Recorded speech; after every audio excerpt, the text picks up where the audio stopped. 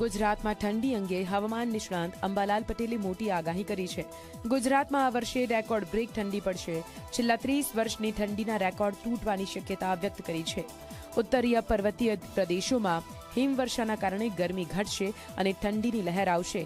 ઉત્તર ગુજરાતના ભાગોમાં આજથી ન્યૂનતમ તાપમાન 18 ડિગ્રી સેલ્સિયસ થઈ શકે છે, તો અરબ સાગરમાં 19 થી 22 નવેમ્બર દરમિયાન લો પ્રેશર સર્જાશે અને આ લો પ્રેશર ગુજરાત તરફ આવશે તો માવઠું આવી શકે છે અને આ માવઠું છેક એપ્રિલ સુધી જોવા મળશે.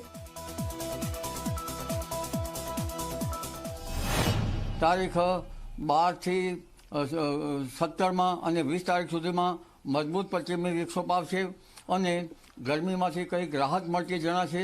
15 નવેમ્બર બાદ ગરમીમાં કંઈક અંશે રાહત થતી જણાશે. જો કે મહત્તમ તાપમાન ઊંચું હોવા છતાં ઉત્તર ગુજરાતના ભાગોમાં તો ન્યૂનતમ તાપમાન 18 ડિગ્રી સેલ્સિયસ જેવું રહેવાની શક્યતા રહેશે.